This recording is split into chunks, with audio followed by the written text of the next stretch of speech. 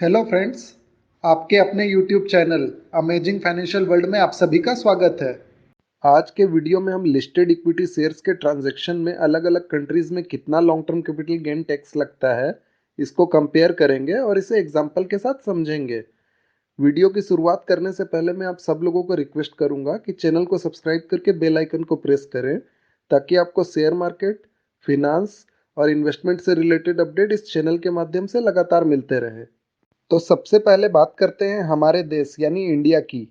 जैसा कि हम सब जानते हैं कि अगर हम कोई भी शेयर खरीदकर उसे 1 साल या उससे ज़्यादा समय के बाद सेल करते हैं, तो इस तरह से होने वाले प्रॉफिट को इंडिया में long term capital gain categorised किया जाता है। इंडिया में 1 लाख रुपये तक का long term capital gain tax exempted है, यानी कि 1 लाख रुपये तक का लॉन्ग टर्म कैपिटल गेन के लिए आपको कोई भी टैक्स नहीं देना पड़ता है। 1 लाख से ऊपर जो भी आपका लॉन्ग टर्म कैपिटल गेन होता है, उस पर फ्लैट 10% के रेट से टैक्स एप्लीकेबल होता है। फॉर एग्जाम्पल, अगर आपका पूरे साल का long term capital gain 1.5 lakh रुपया है, तो 1.5 लाख में से 1 लाख रुपीज़ का टैक्स एग्जम्पशन माइनस करने के बाद बचे हुए 50,000 रुपये में आपको 10% फ्लैट रेट से 5,000 रुपये का टैक्स पे करना होगा। अब हम बात करते हैं वर्ल्ड की सबसे बड़ी इकोनॉमी यानी कि यूनाइटेड स्टेट्स के बारे में। यूनाइटेड स्टेट्स में भी इंडिया की तरह अगर आप शेयर्स 1 साल या उससे ज़्यादा की अवधि के लिए होल्ड करते हैं, तो इसे लॉन्ग टर्म कैपिटल गेन माना जाता है। यूनाइटेड स्टेट्स में अप टू $44,625 का long term capital gain tax exempted है।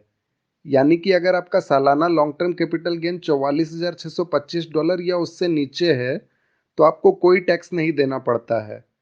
$44,625 से लेकर $4,92,300 का लॉन्ग टर्म कैपिटल गेन होने पर 15% और $4,92,300 के ऊपर जो भी लॉन्ग टर्म कैपिटल गेन होता है, उस पर 20% के रेट से फेडरल टैक्स देना पड़ता है। इसके अलावा आप जिस स्टेट में रहते हैं, वहाँ का स्टेट लेवल टैक्स भी एप्लीकेबल होता है। अब हम बात करते हैं वर्ल्ड की दूसरी सबसे बड़े इकोनॉमी और हमारे नेबर चाइना के बारे में। चाइना में लॉन्ग टर्म कैपिटल गेन और शॉर्ट टर्म कैपिटल गेन का कोई सेग्रीगेशन नहीं है, और यहाँ पर कैपिटल गेन होने पर आपको फ्लैट 20% के रेट से टैक्स पे करना पड़ता है। एशिया की एक और कंट्री और वर्ल्ड की तीसरी सबसे बड़ी इकोनॉमी जापान में भी लॉन्ग टर्म कैपिटल गेन और शॉर्ट टर्म कैपिटल गेन के बीच में कोई सेग्रीगेशन नहीं है, और यहाँ पर अगर आपको शेयर सेल करने पर कैपिटल गेन होता है, तो आपको 20.315% के रेट से फ्लैट टैक्स पे करना पड़ता है, जिसमें से 15.315% नेशनल टैक्स और 5% लोकल इनहेबिटेंट टैक्स होता है। अब बात करते हैं यूनाइटेड किंगडम के बारे में। यूनाइटेड किंगडम में भी लॉन्ग टर्म कैपिटल गेन और शॉर्ट टर्म कैपिटल गेन के बीच में कोई सेग्रीगेशन नहीं है। यहाँ पर आपको 12,300 पाउंड का कैपिटल गेन अलाउंस मिलता है। इसका मतलब कि अगर आपका प्रॉफिट 12,300 पाउंड से नीचे होता है, तो आपको कोई भी टैक्स नहीं पे करना पड़ता है, और उसके ऊपर जो भी आपकी टोटल टैक्सेबल इनकम होती है इंक्लूडिंग कैपिटल गेन अमाउंट, उसके ऊपर 10% या 20% के रेट से आपको कैपिटल गेन टैक्स पे करना होता है।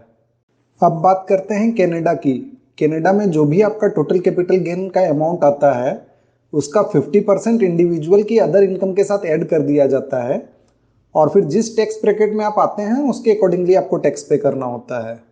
लास्ट कंट्री है सिंगापुर, जहां पर कैपिटल गेन में कोई भी टैक्स नहीं है, यानी कि 0% टैक्स है। आई होप आपको वीडियो में दी गई जानकारी पसंद आई हो। ये वीडियो आपको कैसा लगा, ये कमेंट सेक्शन में कमेंट करके ज़रूर बताएं और इस चैनल को ज़रूर सब्सक्राइब करें।